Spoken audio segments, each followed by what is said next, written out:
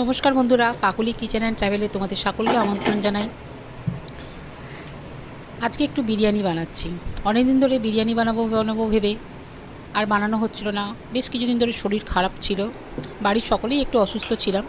তা আজকে বিরিয়ানি বানিয়েছি আর তার সঙ্গে বানাচ্ছি একটা দারুণ স্বাদের চিকেন। তা চিকেনের রেসিপিটা আমি পুরোটা তোমাদের দেব, আর বিরিয়ানির কিছু কিছু টিপস আমি বলছি যেগুলো আমি করেছি, করে খুব উপকার পেয়েছি। খুব ঝরঝরে বিরিয়ানি বানানোর জন্য আমরা যে চিকেনটা ম্যারিনেট করি এবং চিকেনটা কষার পরে যে গ্রেভিটা বেরোয়, সেই গ্রেভিটাকে যদি আমরা খুব ভালো করে ছাঁকনিতে ছেঁকে নিই, তাহলে কিন্তু একদম ওই পেঁয়াজ আদা রসুনের যে থিকনেসটা থাকে সেটা বাদ চলে যায়, আর একদম লিকুইডের মতো জলটা থাকে, তেলটা থাকে, যে সেই ক্ষেত্রে কিন্তু খুব ভালো হয়, বিরিয়ানিটা খুব ঝরঝরে হয়। আর ওই জিনিসটা বেশি করে যদি দেয়া থাকে বাটা মশলাগুলো, তাহলে কিন্তু একটু থকথকে ভাব থাকে। আর যারা আমরা একটু বড় পাত্রতে গ্যাসের ওভেনে বাড়িতে বানাই, সেক্ষেত্রে কিন্তু একটু ধরে যাওয়ার ব্যাপার থাকে। এই যে দেখে বুঝতেই পারছো এটা কত ট্রান্সপারেন্ট হয়েছে। প্রথমে গ্রেভিটা থেকে আমি কিন্তু পুরো ছেঁকে নিয়েছি। ছেঁকে নেওয়ার পরে যে এটা বেরিয়েছে, তার সঙ্গে গোলাপ জল, কেওড়া জল, মিঠা আতর একটু মিশিয়ে চিকেনটাকে আগে থেকে তুলে রেখেছিলাম কষিয়ে, সেই চিকেনগুলো দিয়ে দিচ্ছি সাজিয়ে সুন্দরভাবে। এর ওপরে দিয়ে দেবো আলুকেও আমি দিয়ে রেখেছি। আর এটা হলো বেরেস্তা, সেটা তোমরা সবাই জানো, সবাই বেরেস্তা দেয়, আমিও দিয়েছি এবং বেরেস্তাটা দিয়ে দিলাম। এবার ভেজে রাখা আলুও দেবো। এটা হচ্ছে বিরিয়ানি মশলা দিচ্ছি। আলুটা এতই ভালোবাসি মানে চিকেনের থেকে, যার জন্য বারবার কিন্তু আলুর নামটাই মনে পড়ে যাচ্ছে। আর বিরিয়ানিতে আলু ছাড়া ভাবতেই পারি না। এবার আলুগুলো দিয়ে দিয়েছি। এবার হচ্ছে একদিকে ভাত হচ্ছে, 70% মতো ভাত হয়ে গেছে। সেই অবস্থায় এই যে ভাতগুলোকে এইভাবে সুন্দর করে ছড়িয়ে দিয়ে দিচ্ছি। এইভাবে কিন্তু আমি আবার একটা লেয়ার তৈরি করব, সেম এক প্রসেসে। হয়ে গেছে দেওয়া, আবার একটা লেয়ার আমি বানিয়ে নিচ্ছি। আর যে চিকেনটা বানাবো, চিকেনের সঙ্গে আর এই বিরিয়ানিটা কিন্তু দারুণ খেতে লাগবে। এই যে চিকেনটা বানানোর জন্য প্রথমে আমি একটু বেরেস্তা বানিয়ে নিচ্ছি। এই যে বেরেস্তা বানিয়ে নিয়েছি।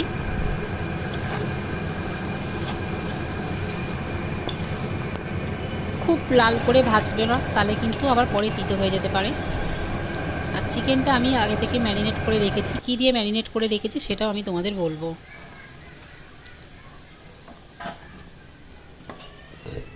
চিকেনটা আমি ম্যারিনেট করেছি জল ঝরানো টক দই, একটু জিরে গুঁড়ো, কাশ্মীরি লঙ্কার গুঁড়ো, আদা বাটা, রসুন বাটা। তবে 1 চামচ আদা বাটা যদি দিই তাহলে 2 চামচ রসুন বাটা দিতে হবে, পরিমাণ মতো নুন, কাশ্মীরি লঙ্কার গুঁড়ো। আর স্পেশাল যে মশলাটা দিচ্ছি আমি, সেটা হলো গোটা জিরে, গোটা ধনে, দেব কিছু আমন্ড, আর দেব গোলমরিচ 2-4টে, আর দেব গোটা গরম মশলা আর 2টো গোটা শুকনো লঙ্কা। এটা কিন্তু শুকনো খোলাতে খুব ভালো করে হালকা করে নাড়াচাড়া করে যে সুন্দর যখন গন্ধ বেরোবে, তখন কিন্তু এটাকে নামিয়ে আমি এরা মিক্সিতে গুঁড়ো করে নেব। এটাই কিন্তু এই চিকেনেরটা কিন্তু স্পেশাল মশলা।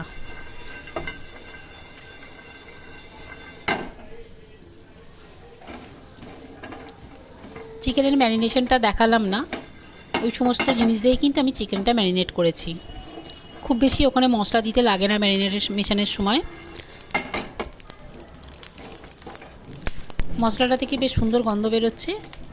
এবার আমি এটাকে নামিয়ে নেব, আর ঠান্ডা হলে এটাকে আমি গুঁড়ো করে নেব। আর ওই তেলের মধ্যেই, যেটাতে বেরেস্তা করেছি, ওই তেলের মধ্যে আরেকটু তেল দিতে হবে। তেল দিয়ে আমি এবার এটা ফোড়ন দেব, তেজপাতা আর গোটা গরম মশলা দিয়ে দিলাম। 2টো তেজপাতা, একটা বড় এলাচ দিচ্ছি। বড় এলাচ দিলে কিন্তু এই মাংসের ফ্লেভারটা কিন্তু অন্য রকমের একটা স্বাদ এনে দেবে। ফোড়নটা থেকে যখন খুব সুন্দর গন্ধ বেরোবে, এবার আমি ম্যারিনেশন করে চিকেনটা এর মধ্যে দিয়ে দেবো। কাঁচা লঙ্কা বাটা দিয়েছি, গোলমরিচ গুঁড়ো দিয়েছি, দিয়েছি নুন, কাশ্মীরি লঙ্কার গুঁড়ো, সামান্য একটু লাল লঙ্কা, টক দই। এটা দিয়ে খুব ভালো করে ম্যারিনেশন করে আমি 1 ঘন্টা মতো রেখে দিয়েছিলাম। বা সেই চিকেনটাই আমি দিয়ে দিচ্ছি। খুব চটজলদি এই চিকেনটা হয়ে যায় এবং খুব টেস্ট। তোমরা কিন্তু এইভাবে একবার চিকেনটা রান্না করে দেখতে পারো। এটা কিন্তু রুটি, পরোটা এবং বিরিয়ানি দুটোর সঙ্গেই, এই 3টের সঙ্গেই কিন্তু খুব ভালো যায়। খুব ভালো করে এটা নাড়াচাড়া করতে হবে। আর যেহেতু টক দই দেওয়া ছিল, এটা থেকে কিন্তু এবার জল বেরোতে আরম্ভ করবে। এতে কিন্তু কোনো জলের প্রয়োগ করব না আমরা।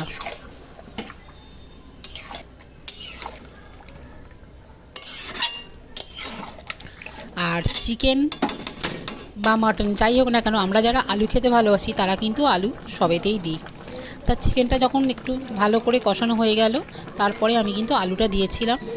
আর আলুটা আমি আগে থেকে ভেজে রেখেছি। আর এই যে মশলাটা দিচ্ছি, এই যে মশলাটা আমি কড়াতে ভেজেছিলাম সেই মশলাটাই, ওটা গুঁড়ো করে দিচ্ছি। আর যেটা বেরেস্তা বানিয়েছিলাম সেটাই আমি মিক্সিতে অল্প জল দিয়ে বেটে এটাকে হচ্ছে বেরেস্তার পেস্ট বানিয়েছি। এবার আমি পেঁয়াজ বাটাটা দিয়ে, বেরেস্তা বাটাটা দিয়ে খুব ভালো করে এর সঙ্গে মিশিয়ে নেব। আর কষতে কষতে মাংসটা কিন্তু 80% মতো হয়েও গেছে, আর জলও বেরিয়েছে অনেক। এটাতে কিন্তু টক দইয়ের পরিমাণটা একটু বেশিই লাগে। আমি কিন্তু 1 কিলো মাংসতে 200 গ্রাম টক দই দিয়েছিলাম। আর অল্প দিয়েছি পরিমাণ মতো মিষ্টি, এটা টক ঝাল মিষ্টি হয়। যদি ভিডিওটা তোমাদের ভালো লেগে থাকে প্লিজ লাইক, শেয়ার, কমেন্ট করতে ভুলবে না। আর আমার চ্যানেলটা সাবস্ক্রাইব করে আমার পাশে থাকবে।